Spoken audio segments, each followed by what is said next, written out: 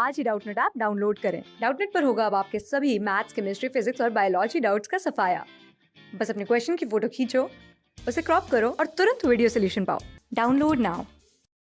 इस वीडियो में हम स्पेसिफिक रोटेशन का फॉर्मूला पढ़ेंगे और हम पढ़ेंगे कि ऑप्टिकल एक्टिविटी दिखाने के लिए कंडीशंस क्या क्या ज़रूरी हैं। तो स्पेसिफिक रोटेशन को हम अल्फ़ा से डिनोट करते हैं और इसको ऐसे ब्रैकेट में लिखते हैं।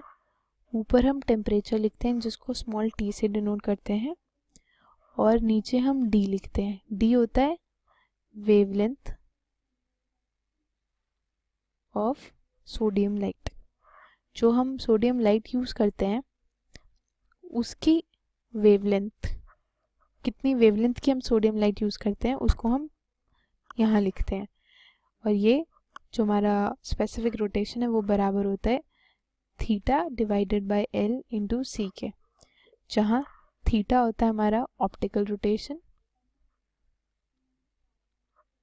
ऑप्टिकल रोटेशन मतलब ये थीटा क्या होगा, जैसे अगर ये प्लेन पोलराइज्ड लाइट है और ये इतने एंगल से रोटेट हो गई, ठीक है, तो ये थीटा, ये वाला थीटा है। एल क्या है? एल हमारा लेंथ ऑफ द ट्यूब। जिस ट्यूब में हमने अपने सोल्यूशन को डाल रखा है वो है length of the tube, L होगी। और ये हम लेते हैं डेसीमीटर में। यूनिट्स का बहुत ध्यान रखना है हमें स्पेसिफिक रोटेशन निकालने के लिए। जितने भी क्वेश्चन आते हैं वो बेसिकली यूनिट्स के साथ खेलते हैं। आपको फॉर्मूला पता है, उन्हें भी पता है कि आपको फॉर्मूला याद होगा। बस प्रॉब्लम कहाँ रह जाती है कि बच्चे यूनिट्स को नहीं देखते, यूनिट्स को कंसिडर नहीं करते। तो आपको यूनिट्स पे बहुत ध्यान रखना है, ठीक है। और जो सी क्या है? सी है हमारा कॉन्सेंट्रेशन ऑफ सैंपल। जो भी सैंपल है हमारा उसकी कॉन्सेंट्रेशन किन यूनिट्स में? ग्राम पर ml में। यूनिट्स का मैं दोबारा से बोल रही हूँ, कॉन्सेंट्रेशन ऑफ सैंपल हम देखते हैं ग्राम पर ml में और लेंथ ऑफ द ट्यूब हम लेते हैं डेसीमीटर्स में। छोटा टी क्या रिप्रेजेंट करता है? छोटा टी रिप्रेजेंट करता है हमारा टेम्परेचर और डी हमारा रिप्रेजेंट करता है वेवलेंथ ऑफ सोडियम लाइट। बहुत बेसिक सा फॉर्मूला है, कुछ समझने की ज़रूरत नहीं है। बस याद कीजिए कि हमारी जो स्पेसिफिक रोटेशन होती है वो होती है optical rotation divided by L into C, जहाँ एल है लेंथ ऑफ द ट्यूब और सी है concentration of the sample. Length of the tube किस में? डेसीमीटर्स में। कॉन्सेंट्रेशन ऑफ द सैंपल किस में? ग्राम पर ml में। अब हम पढ़ते हैं कंडीशंस फॉर ऑप्टिकल एक्टिविटी।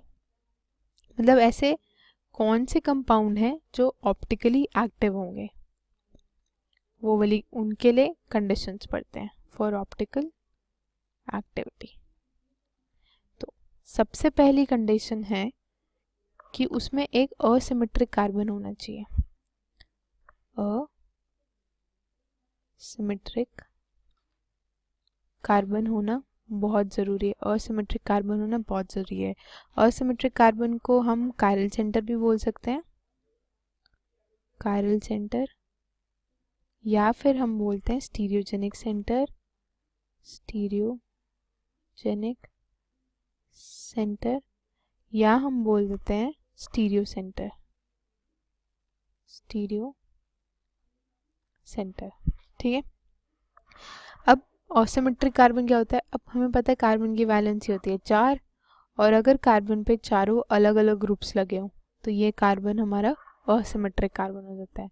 चारों अलग अलग ग्रुप्स होने चाहिए, ए, बी, सी और डी। एक भी अगर मतलब दो ग्रुप्स भी सेम हो गए तो ये असिमेट्रिक कार्बन नहीं होगा और ये ऐसा कंपाउंड हमें ऑप्टिकली एक्टिव नहीं होगा। जैसे एग्जांपल ले लेते हैं, जैसे कार्बन के साथ एक फ्लोरीन जुड़ा है, एक क्लोरीन जुड़ा है, एक ब्रोमीन जुड़ा है और एक आयोडीन जुड़ा है। दूसरी कंडीशन है कि वो नॉन सुपर इम्पोजेबल मिरर है, उसके पास it must have non super imposable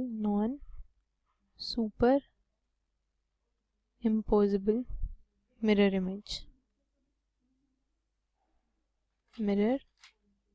image. अब इसका क्या मतलब है? देखो, जैसे हमारा हैंड है, ठीक है, मैं कोशिश करूँगी कि अच्छे से बने, ठीक है। इसकी अगर हम मिरर इमेज बनाएंगे, इसकी मिरर इमेज क्या बनेगी, कुछ ऐसी बनेगी। अब भाई एग्जैक्ट तो मैं बना नहीं सकती, पर आपको समझने के लिए सही है, ठीक है। ये इसकी मिरर इमेज है ये। अब अगर आप इसको उठा के ऐसा का ऐसे ही इसके ऊपर रख दो तो क्या आएगा, एक जो हमारा थंब होता है वो यहाँ आ जाएगा, है ना। ये वाला जो थंब है वो इसके ऊपर आ जाएगा, जो हमारी सबसे छोटी फिंगर होती है उसके ऊपर आ जाएगा, और जो ये वाला थंब है वो इस वाले हैंड की सबसे छोटी फिंगर होती है उस पे आ जाएगा। तो ये होता है नॉन सुपर इम्पोजिबिलिटी, मतलब एकदम सेम सेम नहीं है। ये जो मिरर इमेजेस है वो एकदम सेम नहीं है कि आप दूसरी मिरर इमेज को पहली मिरर इमेज पे उठा के रखोगे और हमें वही सेम चीज़ मिल जाएगी, ऐसा नहीं है। तो हमारे जो हैंड्स हैं उनको मानो वो कायरल है, और उनकी जो मिरर इमेज है वो non super imposable mirror image है, ठीक है।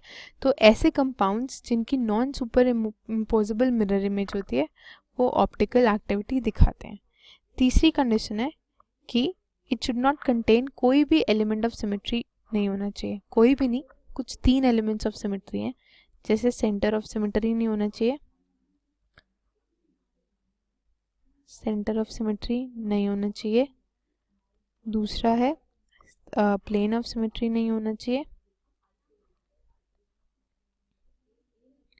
प्लेन ऑफ सिमेट्री नहीं होना चाहिए, और तीसरा है ऑल्टरनेटिंग एक्सिस ऑफ सिमेट्री भी नहीं होना चाहिए, ऑल्टरनेटिंग एक्सिस ऑफ सिमेट्री ये भी नहीं होना चाहिए।